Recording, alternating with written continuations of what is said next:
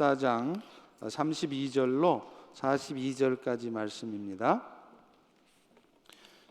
빠른 속도로 교독하실게요.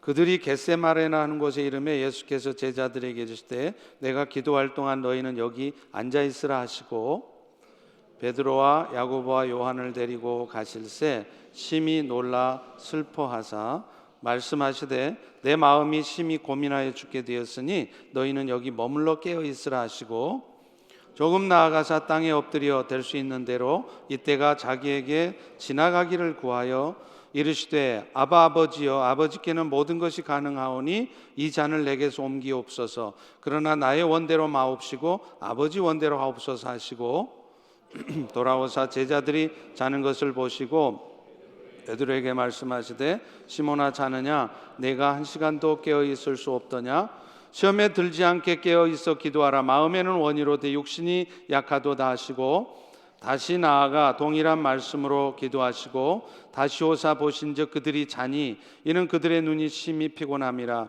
그들이 예수께 무엇으로 대답할 줄을 알지 못하더라. 세 번째 오사 그들에게 이르시되 이제는 자고 쉬라. 그만 되었다. 때가 왔도다. 보라 인자가 죄인의 손에 팔리느니라. 아멘.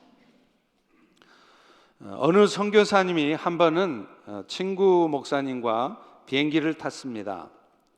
영어로 안내 방송이 나왔을 때 친구 목사님이 묻습니다. 뭐라고 하는 거야? 자네는 알아듣나? 그러자 선교사님이 대답하셨습니다. 아, 그럼 잘 알지. 그러자 그 친구 목사님이 그럽니다. 아니 내가 알기로 자네나 나나 영어 실력이 별 차이가 없는 줄 아는데 알아들었다고? 그러자 그 선교사님이 이렇게 대답하셨다고 합니다. 아, 알지.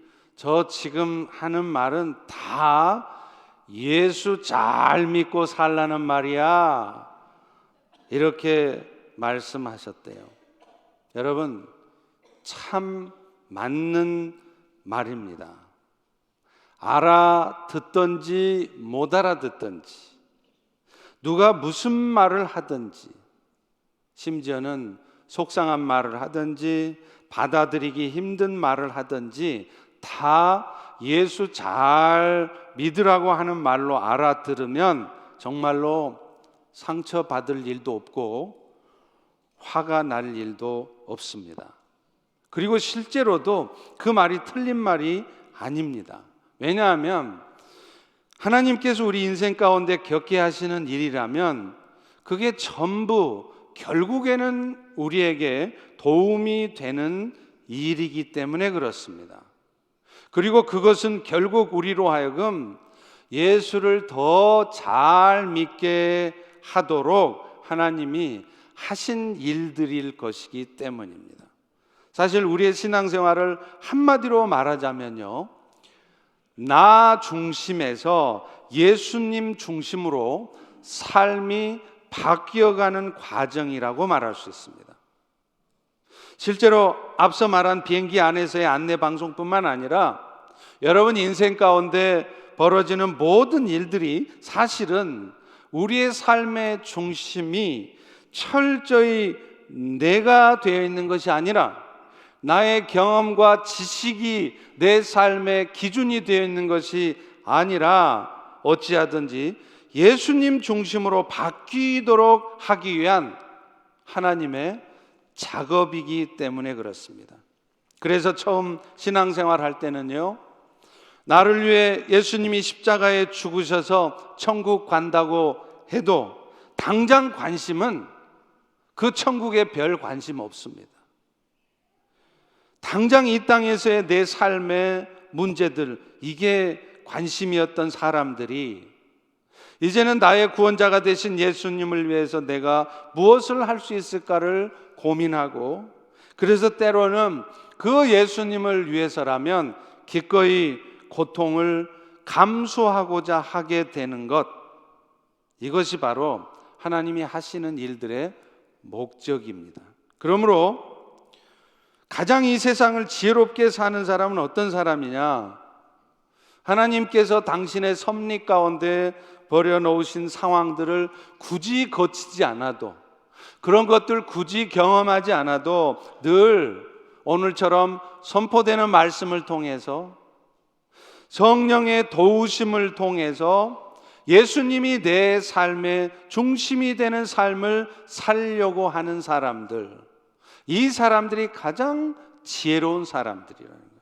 그런 의미에서 저는 여러분들이 이런저런 일들 다 겪고 나서가 아니라 오늘처럼 이렇게 선포되는 말씀을 통해서 아예 신앙생활을 시작할 때부터, 초신자 시절부터 주님의 뜻이 나를 통해 이 땅에 이루어지게 하는 것, 그것이 내 삶의 목표가 되는 그런 여러분들 되시기를 주의 이름으로 간절히 축원합니다. 오늘 본문에 나오는 겟세마네 동산에서의 예수님은 바로 그런 삶의 모범을 보여주십니다. 예수님은 비록 하나님의 아들이셨지만 인간의 모습을 입고 오셨어요. 그렇기 때문에 그 예수님조차도 그 십자가의 고통을 생각할 때 고뇌할 수밖에 없으셨어요. 그러나 그분은 어떻게 하십니까? 결국은 내 뜻대로 마옵시고 아버지 뜻대로 하시라는 기도를 통해서 인류를 구원하시고자 했던 아버지의 뜻을 이루어내시지 않으셨습니까? 무엇보다도 예수님의 겟세마네 동산에서의 기도는 오늘날 하나님의 은혜를 입고 살아가는 우리 성도들이, 여러분들이, 저와 여러분들이 바로 이 땅의 매일의 삶 속에서 어떤 삶을 살아야 하는가를 보여주는 것입니다. 항상 내 중심으로 사는 것이 아니라, 예수를 믿고 신앙생활한 지 30년, 심지어는 40년이 되어도, 중요한 직분을 맡아 살아가고 있어도 여전히 내 삶의 중심은 내가 되어 있는 것이 아니라 예수님 중심으로 생각이 바뀌어지고 하나님 중심으로 말하고 판단하고 행동해야 됨을 말해주는 것이에요. 그래서 기도조차도 항상 내 뜻 이루어지기만을 구하는 것이 아니라 하기 싫어도 부담스러워도 아버지의 뜻을 이루어 드리도록 기도해야 된다는 것을 깨닫게 하는 것입니다. 그야말로 오늘 예수님이 하신 이 겟세마네 동산의 기도는 예수님 자신이 가르쳐 주신 그 기도의 모범을 스스로 보여주신 것입니다. 예수님은 유월절 만찬을 마치신 후에 이제 겟세마네 동산에 올라가셨습니다. 아시다시피 겟세마네는요, 예루살렘에서 동쪽으로 한 1마일 정도밖에 떨어져 있지 않은 곳이었어요. 그런데 이곳은 어떤 곳이냐? 바로 예수님께서 공생의 사역을 시작하기 전에 40일 금식 기도를 하신 곳이었어요. 그리고 그분 자신이 공생의 동안에도 종종 어려운 일이 있을 때마다 습관을 쫓아서 나가서 기도했던 곳, 그곳이 바로 겟세마네였던 것입니다. 그런데 예수님은 자신의 이 땅에서의 삶을 마치는 이 마지막 순간에도 바로 그곳 겟세마네 동산에서 기도를 하십니다. 자, 그런데 평소 같으면요, 예수님 혼자 조용히 기도하러 올라가실 거예요. 그런데 제자들이 그 예수님을 따라갑니다. 제자들도 이 유월절 만찬을 하면서 예수님이 하시는 말씀을 들으면서 이건 뭔가 심상치 않다, 뭔가 특별한 일이 일어날 것 같다라는 느낌을 가졌던 것이겠죠. 그런데 예수님 역시도 그 따라오는 제자들을 물리치지 않으십니다. 그리고서는 그 12명의 제자들 중에 세 제자, 그러니까 베드로와 요한과 야고보만을 데리고 겟세마네 동산에 올라가서 그들 역시도 자기와 함께 기도해 주시기를 구하는 것이에요. 오늘 본문 32절부터 34절을 보십시오. 내가 기도할 동안 너희는 여기 앉아있으라 하시고 그 12명 제자들 중에 특별히 3명만 골라요. 참 우습죠? 예수님은 12명 제자들을 골고루 사랑하실 것 같고 공평하게 대하실 것 같은데 영적인 부분에 있어서만큼은 구분하셨다는 것을 알 수 있어요. 그래서 베드로와 야고보와 요한만을 데리고 가셨습니다. 그러면서 내 마음이 심히 고민하게 되었으니 너희는 여기 머물러 깨어 있으라, 이렇게 말씀을 하시는 거예요. 예수님께서 세 제자들에게 깨어 있으라고 부탁하신 것은요, 그냥 단순히 잠자지 말고 깨어 있으라 그 말이 아니었습니다. 인류의 구속을 위해서 당신이 겪어야 될 그 극심한 고통을 생각할 때 이 하나님께서, 아버지께서 나에게 주신 그 사명을 잘 감당할 수 있도록 나를 위해서 기도해 달라고 부탁하신 것입니다. 그리고 사실은요, 제자들은 자기 자신들을 위해서도 정신 차리고 기도했어야 마땅한 것이에요. 왜냐하면 지금부터 예수님께서 당하실 그 시련은 예수님의 고난으로만 끝나는 게 아니라 그 예수님 때문에 그 예수님을 따라다니는 제자들도 앞으로 겪어야 될 시험과 고통이었기 때문에 그런 것입니다. 그런데 안타깝게도 그 제자들은요, 그 예수님의 그런 의도를 눈치를 채지를 못해요. 그래서 오늘 본문 37절에 보십시오. 제자들이 자는 것을 보시고 시몬아, 베드로야, 자냐? 네가 지금 1시간도 나를 위해서 깨울 수 있을 수 없냐? 그렇게 물으시는 거예요. 오늘 예수님은 이 자리에 앉아 계신 여러분들에게도 똑같이 물으십니다. 네가 나를 위해서, 이 땅에 무너져가는 교회들을 위해서, 이 땅에 죽어가는 수많은 영혼들을 위해서 1시간도 깨어 있을 수 없더냐 물으시는 거예요. 그런데 이들이 그럴 수밖에 없었던 이유는, 그들은 먼저 예수님이 왜 십자가에 죽으시는지 그 이유를 몰랐어요. 그러니까 그들이 얼마나 영적으로 무지했는가를 알 수 있습니다. 사실 그렇습니다. 영적으로 무지할 때 기도하지 않아요. 내가 지금 기도할 수밖에 없고 기도하지 않으면 안 된다는 사실을 영적으로 분명히 깨닫고 있다면 아무리 피곤해도, 아무리 하기 싫어도, 부담스러워도 하는 것입니다. 그런데 오늘날 우리가 기도하지 않고 있다는 것은 그만큼 우리가 영적으로 무지해 있다는 거예요. 제자들이 그랬습니다. 그리고 무엇보다도 그들 자신의 육신의 연약함 때문이었죠. 그래서 오늘 본문 38절에도 예수님은 그 연약함을 아시는 듯 말씀하세요. 우리 다 같이 한번 읽습니다. 시작. 시험에 들지 않게 깨어있어 기도하라. 마음에는 원이로되 육신이 약하구나. 오늘날 우리도 그런 부분이 있잖아요. 베드로전서 5장 8절 9절의 말씀처럼 우리는 근신하고 깨어 있어야 돼요. 왜 그럴까요? 우리의 대적마귀가 우는 사자와 같이 두루 삼킬 자를 찾고 있기 때문에 그래요. 심지어는요, 여러분이 지금 이 거룩한 예배 자리에 나와서 예배를 드리고 있는 이 순간에도 사탄은 밀가부르듯이 여러분의 마음을 까뒤집습니다. 저거 뭐야? 저거 맞는 말이야? 저 저래도 되는 거야? 저게 나하고 무슨 상관인데? 하나님의 말씀을 의심하고 하나님의 말씀을 내 기준과 내 생각대로 재단하고, 그래서 사탄은 그런 여러분들의 마음을 지금 이 예배 드리고 있는 이 순간조차도 밀가부르듯 뒤집고 있는 거예요. 그런데 우리는 문제는 그걸 분별을 못합니다. 영적으로 둔감하기 때문에 그래요. 깨어서 기도하지 않기 때문에 내 생각에 스스로 말려 들어가요. 내 생각에 빠져버리는 거예요. 그래서 결국은 사탄이 좋을 대로 생각하고 말하고 행동하게 되는 것입니다. 어떤 사탄의 역사 앞에서도 정신 바짝 차리고 시험에 들지 않아야 되는데요, 자신도 모르는 사이 시험에 빠져들고요, 심지어는 자신이 지금 시험에 빠져 있다는 것조차 알지 못한 채로 그저 그 어둠에 빠져 있는 것입니다. 이것이 바로 우리의 육신의 연약함이죠. 어찌되었든 십자가의 죽으심을 앞두고 하나님의 아들이신 예수님도 인간의 모습을 입고 오셨기 때문에, 다시 말하면 인간의 육신을 입고 계셨기 때문에 두려운 마음을 가지셨어요.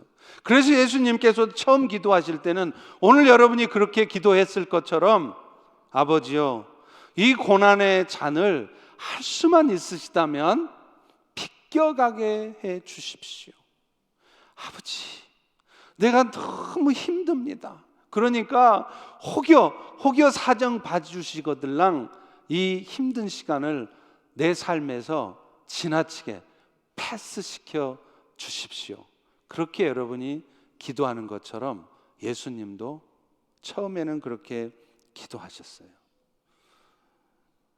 원래 유대인들의 기도의 자세는 세 가지가 있습니다. 서서 기도하는 게 있고요, 그 다음에 무릎을 꿇고 기도하는 게 있고, 아예 엎드려서 기도하는 것이 있습니다. 저도 새벽기도 때, 새벽기도 끝나고 나서, 말씀 끝나고 나서 우리 성도님들 기도하는 모습들을 보면 참 다양해요. 어떤 분은 다 엎드려서 기도하세요. 그러면 그 모습만 봐도 얼마나 은혜가 되는지 몰라요. 그런데 엎드려서 기도하는 것은 가장 간절하게, 가장 겸손한 마음으로 기도하는 것입니다. 여러분도 지금 기도할 때 어떻게 기도하시나요? 안 하는 것보다 하는 게 낫지만 그냥 침대 뒤로 벌렁 뒤집어져서 할렐루야, 오늘 하루도 복된 하루 되게 하심에 감사합니다, That's all, 사요나라, 그러고는 자요. 혹시 그렇게 기도하시지 않으시나요? 아니면 이 삶의 문제가 오직 예수님이 아니면 해결될 수 없다는 것을 너무나 잘 알고 있기 때문에 간절한 마음을 담아서 그냥 앉아서가 아니라 앉아 있을 수가 없어서 무릎을 꿇고 엎드려서 기도하고 계십니까? 여러분, 기도의 태도를 바꿔보세요. 여러분의 마음이 바꿔집니다. 정말로 그렇습니다. 저도 대충 책상에 앉아서 기도하다가요, 아니다, 이거 정말 중요한 문제다, 하나님의 말씀이 설교 준비를 할 때도 떠오르지 않는다, 그러면 정말 엎드려지더라고요. 그런데 놀라운 것은 그렇게 엎드려서 간절히 기도하면 그 순간 놀라운 성령의 역사가 머리를 딱 때려요. 하나님의 말씀이 딱 떠오르는 거예요. 여러분도 그 기도를 경험해 보세요. 근데 지금 예수님은 지금 그 기도를 하는 것입니다. 그분도 얼마나 그 십자가의 앞에서 두려우셨으면 이 잔을 지나가게 해달라고 간절한 마음으로 기도하시겠어요. 자, 그런데 놀라운 것은 그렇게 간절한 마음으로 예수님도 이 고난의 잔이 너무 두려워서 지나가게 해달라고 하시던 그분이 결국에는 36절 후반부에 뭐라고 하십니까? 나의 원대로 마옵시고 아버지 원대로 하세요. 십자가의 고통을 할 수만 있다면 피하고 싶지만 결국 예수님은 그 일을 통해서 인류를 구원하시고자 했던 아버지 하나님의 뜻에 순종하신 것입니다. 여러분, 예수님의 생애를 최종적으로 결정짓는 말이 하나 있다면 그것은 아버지 하나님의 뜻이었습니다. 그래서 그분은 아버지 하나님의 뜻을 이루기 위해서 이 땅에 사람의 모습을 입고 오셨고요, 심지어는 그 십자가의 고통과 죽음까지 마다하지 않으셨어요. 왜요? 아버지의 뜻을 이루려고. 그런데 사실은 예수님의 은혜로 구원을 얻은 우리들이, 그래서 이제 예수님을 따르는 제자라고 하는 우리들이, 하나님을 아버지로 둔 하나님의 자녀가 된 우리들이 가져야 될 모습이 바로 이 모습이라는 것이에요. 아버지 하나님의 뜻이 무엇이냐, 내가 이 땅에서 얼마나 잘 될 것인가가 아니라 내가 이 땅에서 얼마나 평안한 삶을 살 것인가가 중요한 게 아니고, 내가 고통스럽고 때로는 힘든 삶을 살게 된다 할지라도 그것이 아버지 하나님의 뜻을 이루는 것인가, 그것이 중요하다는 거예요. 그것이 우리의 삶의 중심이 되어야 된다는 것입니다. 그리고 이것이 바로 예수님이 우리에게 가르쳐 주신 기도의 본질이기도 하죠. 여러분, 예수님께서는 우리에게 기도를 가르쳐 줬어요. 근데 그거는 사실은 우리에게 기도의 방법을 가르쳐 준 게 아닙니다. 우리가 하나님 앞에 어떤 삶을 살아야 하는지에 대한 삶의 태도를 가르쳐 주신 거예요. 아시다시피 주기도문은 6가지 기도 제목이 있잖아요. 근데 그 기도 제목 중에 가장 중심된 기도 제목이 뭘까요? 일용할 양식을 주시옵소서. 우리의 죄를 용서해 주시옵소서. 그게 가장 중요한 제목일까요? 아니에요. 일용할 양식도, 건강도, 우리의 죄를 용서해 주시는 것도, 우리가 악의 시험에 빠지지 않게 해주시는 것도 다 뭐를 위한 것이냐? 하늘의 뜻이 나를 통해 이 땅에 이루어지는 것, 이것이 주님이 가르쳐 준 기도의 핵심이었습니다. 바꿔 말하면 오늘 우리가 정말로 신앙의 초보 수준을 벗어나서 신앙이 정말 성숙해져 있다면 우리의 드려야 될 기도이고 우리가 가져야 될 삶의 태도라는 것입니다. 그렇기 때문에 기도를 해도요, 안 하는 것보다 낫죠. 그런데 맨날 세상 것 붙들고 기도하면요, 미안하지만 응답 안 됩니다. 제가 예언할게요. 이제 여러분이 예수 믿고 신앙생활 한 지 1, 2년밖에 안 된 초신자 수준이라면 어쩌면 여러분이 뭘 구하시든지 웬만하면 다 응답해 주세요. 그런데 이제 신앙생활 한 지 10년, 20년이 되고 중직자고 중요한 직분 맡고 그랬음에도 불구하고 여전히 삶의 중심이 내가 돼서 기도를 해도 맨날 나에게 필요한 거, 내가 요구되는 거, 그런 것만 구하고 있으면 미안하지만 그런 기도에는 하나님은 더 이상 응답 안 하십니다. 기도란 내가 바라는 것을 하나님께로부터 받아내는 것이 아니라 사실은 기도를 통해 나의 뜻이 하늘의 뜻과 부합되게, 튜닝되게 하는 작업이기 때문에 그래요. 여러분 실제로 그거 경험해 보셨죠? 처음에 어떤 제목을 가지고 막 기도했어요. 근데 어떤 순간 성령께서 나에게 깨닫게 하시는 거예요. 아, 내가 지금 이 기도하는 이 제목이 아무래도 아버지 하나님의 뜻이 아닌 것 같다. 그래서 여러분도 모르게 그 기도의 제목을 바꾸신 적 혹시 없으신가요? 그게 바로 성령이 역사하셔서 그런 거예요. 성령께서 여러분을 깨닫게 하시는 거예요. 아버지 마음을 알게 하는 겁니다. 기도라는 것은 나에게 필요한 것을 아버지한테 막 졸라대가지고 이거 되게 해주세요, 이거 계약되게 해주세요, 이거 비즈니스 이루어지게 하세요, 그게 아니라 그 기도의 과정 속에서 하나님과 영혼의 호흡을 하면서 내 삶이 아버지 하나님의 삶에 튜닝되는 것, 그것이 기도입니다. 그렇기 때문에 20년, 30년을 신앙생활을 했으면서도 여전히 여러분 인생에 필요한 거나 구하고 있으면 그런 기도에는 하나님의 응답 안 하세요. 간절히 기도해도 안 하십니다.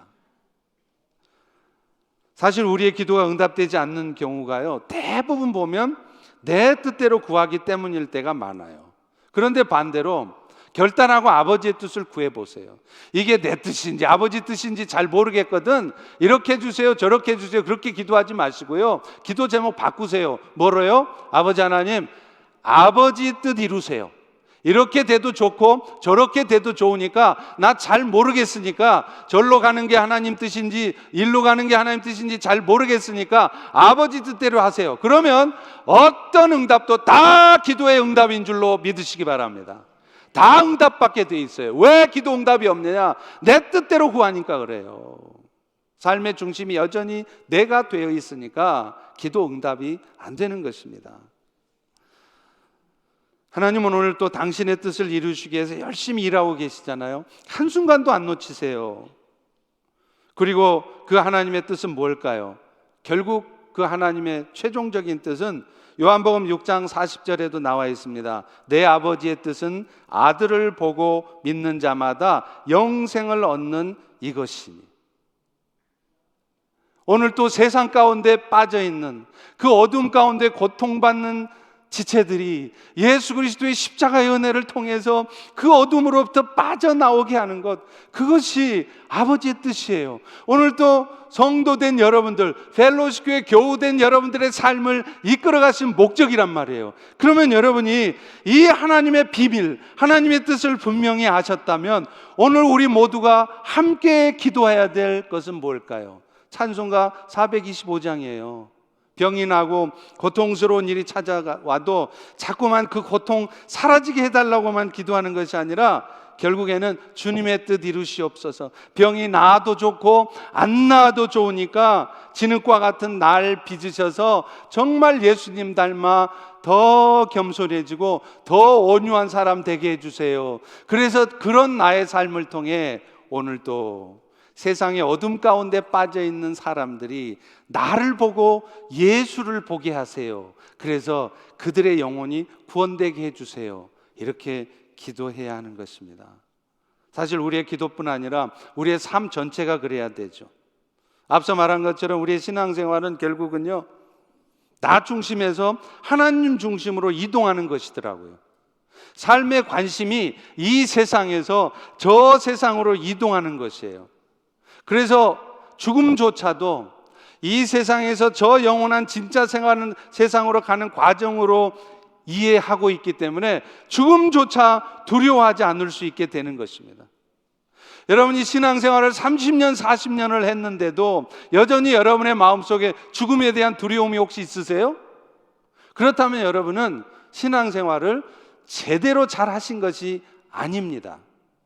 정말로 깊은 신앙생활을 하시면요, 처음에는 죽음에 대한 두려움도 생기다가 어느 순간서부터 아니지, 이때의 삶이 전부가 아닐진데, 우리의 삶은 결국은 저 영원한 나라로 가는 것인데 하나님의 때가 이름에 하나님이 부르신다면 할렐루야 아멘 하고 갈 수 있지, 그렇게 되게 돼 있어요. 죽음조차 두렵지 않을 수 있는 것입니다. 그래서 티 파넬이라는 사람은 이렇게 말했습니다. 죽음조차도 인간이 하나님께로 갈 때 잠시 지나는 길일 뿐이다. 여러분, 이것이 정말 예수의 복음을 깊이 알아서 그 복음의 능력이 나타난 자의 삶이에요. 삶의 중심이 기도를 하고 신앙생활을 하고 예배를 드려도 어찌하든 이 땅에서 잘 되어지는 것에 관심이 아니라 저 영원한 하나님의 나라에 우리의 삶에 초점이 있는 그런 삶, 그것이 진짜 복음을 아는 자의 삶입니다. 사실 이 땅의 일들이 결국은 이 땅에 하나님의 나라가 이루어지게 하는데 초점이 있어요. 그렇다면 내 인생도 아예 처음부터 거기에 초점을 맞추고 살면 속 편하잖아요. 할렐루야. 우리 따라서 한번 해보겠습니다. 속 편하게 살자. 어떻게 사는 게 속 편하게 사는 거예요? 아예 처음부터 그 하나님 나라에 초점을 맞추고 살아버리는 거예요. 그러면 뭐 좀 안 됐다고, 뭐 좀 속상한 말 좀 들었다고 그것 때문에 시험 들고 어둠에 빠지고 불평하고 그러지 않습니다. 다 그까이 거, 다 지나가는 건데 뭐.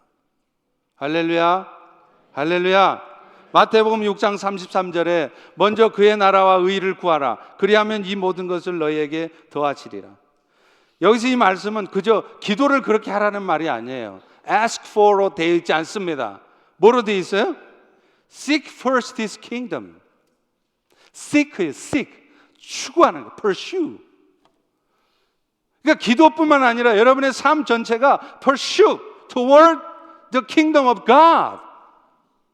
그게 하나님이 여러분에게 원하는 거예요. 그러면 어떤 일이 벌어진다고요? 다운되는 거예요. 건강도, 먹을 것도, 집도 필요하면 다 준다는 거예요. 그런데 우리는 거꾸로잖아요. 그리고 그런 삶을 살면 사도 바울과 같은 고백을 우리도 해요. 바울이 빌립보서 1장 20절에 고백하잖아요. 살든지 죽든지 오직 그리스도가 나를 통해 존귀케 되어지기를 소망한다. 그런데 우리는요, 살든지 죽든지 망하든지 흥하든지 우리는 말도 이렇게 못해요. 함부로 못해요. 왜 그럴까요? 따라서 해봅니다. 말이 씨될까 봐. 살든지 죽든지 했다가 살아남으면 좋은데 죽으면 어떻게 할게요? 망하든지 흥하든지 하다가 망하면 어떠냐고요. 그래서 제가 우리 성도님들하고 대화할 때 아이고 살든지 죽든지입니다. 뭐 까짓 때 돼서 죽는 거 할렐루야죠. 그러면 막 놀래요. 어이 목사님 그런 말씀하세요. 말이 씨됩니다. 아니 말이 씨되면 어떨까 할 건데요. 말이 씨돼서 죽으면 어떤데요? 그거 잘못된 겁니까? No. 하나님의 때가 돼서 제가 이 땅에 살 일 다 마치고 천국 가면 그게 기뻐할 일이지, 축복할 일이지, 왜 그게 벌어지면 안 되는 일이에요? 그래서 우리는 그런 말도 함부로 못해요. 기도를 해도 망하든지 흥하든지 못해요. 왜요? 마음이 기도해도 유황이면 흥해야 되고 기도해도 유황이면 살아야 되니까 아니란 말이에요. 삶의 초점이 정말로 하나님의 나라에 맞춰 있으면 우리는 기도를 해도 바뀌어집니다. 예수님의 제자가 예수님을 찾아와요. 그러면서 주님, 제가 주님을 따르는 삶을 살고 싶습니다. 제자 되고 싶습니다. 크리스찬, Christ plus people의 뜻을 의미하는 IAN, Christian. 그러자 예수님이 말해요. 갑자기 엉뚱한 대답을 하세요. 오케이, come on. 이러는 게 아니라 인자는 머리 둘 것이 없기도 하고 때로는 먹을 것이 없는 삶을 살기도 하는데 그래도 나를 따르겠니? 그러자 그 청년은 어떻게 했습니까? 갑자기 사라졌어요. 방금 전까지 예수님 따라갈게 하다가 이 말 딱 듣더니 어디 가버렸어요. 그래서 또 다른 제자에게 묻습니다. 너희도 나를 따르겠느냐? 그랬더니 어떤 제자가 그래요. 선생님, 내 아버지를 장사 지내고 장례하고 나서 따를게요. 그랬더니 예수님이 이렇게 말해요. 죽은 자들로 자기 죽은 자들을 장사하게 하고 너는 하나님의 나라를 전파하라. 무슨 말입니까? 예수님을 따르는 삶을 살다 보면 물론 항상 그러는 거 아니겠죠. 그러나 때로는요, 자기 아버지 장사 지내는 일까지도 포기해야 되는 상황이 있다는 거예요. 가족들 챙기는 일조차도 잘할 수 없는 상황이 생긴다는 겁니다. 그래서 예수님은 누가복음 9장 62절에 손에 쟁기를 잡고 뒤를 돌아보는 자는 하나님의 나라에 합당하지 않대요. 사실 예수님은 우리에게도 말씀하세요. 너희들 예수 믿으니까 좋지. 그럼 좋죠. 예수 믿고 죄 용서 안 받고 천국 가니까 좋습니다. 어디를 가든 예수님이 따라다니시고 보호하시고 축복하시니까 좋지요. 그러면 그렇게 예수님이 좋으면, 그렇게 내가 좋으면 넌 나를 위하여 내가 지었던 십자가를 너도 같이 지며 따라올 수 있겠니? 그리고 그 십자가를 진다는 것은 예수님이 그러셨던 것처럼 예수님 때문에 때로 잠잘 곳이 없고 때로는 먹을 것이 없는 상황을 겪어야 되고 때로는 억울한 소리를 들어야 되고 때로는 마음의 상처를 깊이 받을 수 있는 말을 들을 수도 있는데 그래도 따라오겠니? 라고 예수님이 오늘 여러분에게 묻는다면 이 자리에 앉아 계신 여러분 중에 얼마나 그래도 따르겠습니다라고 말할 사람들이 계실까요? 앞서 말한 그 청년처럼 예수님을 따르겠다고 해놓고서는 소리도 없이 사라지는 것은 아닐까요? 교회 일꾼이 된다는 것, 아니 더 근본적으로 그리스도인이 된다고 하는 것은 십자가의 은혜를 받는 것만이 아닙니다. 그 은혜의 십자가를 이제는 내가 지고 가는 삶을 살아야 된다는 것을 의미하는 것이에요. 그래서 예수님도 마가복음 8장 34절에 누구든지 나를 따라오려거든 자기를 부인하고 자기 십자가를 지고 따라오라 그랬어요. 바꿔 말하면 자기가 부인되지 않으면 여전히 모든 중심이 나예요. 나의 경험, my thought, my experience, 그게 모든 게 기준이 돼서 살면 신앙생활 아무리 많이 해도, 여러분 심지어 기도를 아무리 많이 해도 결코 여러분은 예수님을 따르는 십자가의 삶을 살 수 없습니다. 사실 오늘날 우리 성도들이 겪는 여러 가지 문제들, 재정 문제, 건강 문제, 인간관계 문제 다 다 이게 왜 생기느냐? 결국에는 내 삶을 주님 앞에 온전히 드리지 않기 때문에 생겨요.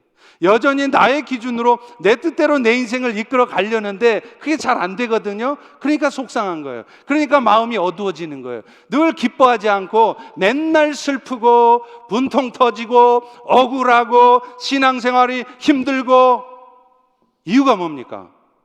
내 삶을 주님 앞에 던지지 않으니까, 여전히 내 기준이니까 그렇다는 것이죠. 사랑하는 성도 여러분, 예수님 역시도 처음에는 자신을 위한 기도를 드렸습니다. 그래서 예수님은 여러분의 연약함을 이해하세요. 알고 계세요. 그런데 언제까지 그렇게 연약함 속에서 맨날 내 필요한 거나 하나님 앞에 구하다가 기도 좀 몇 번 해보다가 기도 응답 안 되니까 이제는 기도조차 하지 않고 교회와 멀어져, 하나님과 멀어져, 신앙생활은 하는 둥 마는 둥. 왜 그렇게, 언제까지 그렇게 어둠에 빠져 사시렵니까? 문제의 이유는 딱 하나입니다. 내 삶의 주인이 밖에 있지 않는 거예요. 내 삶의 주인이 여전히 내가 돼 있는 것입니다. 사랑하는 성도 여러분, 결국 예수님도 하나님의 뜻 이루어지기를 소원하는 기도를 드렸어요. 오늘도 우리의 삶이 그렇게 돼야 되는 것입니다. 그것은 내 생각을 내려놓는 것입니다. 내 뜻대로 되지 않는 현실 앞에 좌절하거나 분노하거나 불평하지 않는 것입니다. 특별히 오늘 우리 함께 기도할 때 여러분들도 좀 내 뜻대로 뭔가가 되게 기도하지 마시고 오늘은 여러분을 한번 내려놓는 기도를 했으면 좋겠어요. 그래서 내 뜻을 내려놓고 주님 뜻 이루는 그런 기도를 하시기 바랍니다. 그러면 놀랍게 여러분의 마음에 그 순간에 하늘로부터 위로와 평강이, 그리고 무엇보다도 뭔가 얽매여 있던 마음속에 자유함이 찾아오게 될 것입니다. 이 은혜가 우리 모두에게 있기를 축원합니다. 기도하겠습니다. 하나님, 오늘도 내 삶이 어떤 삶이 되어야 될지 우리에게 알게 도와주시고 또 깨닫게 해주셔서 감사합니다.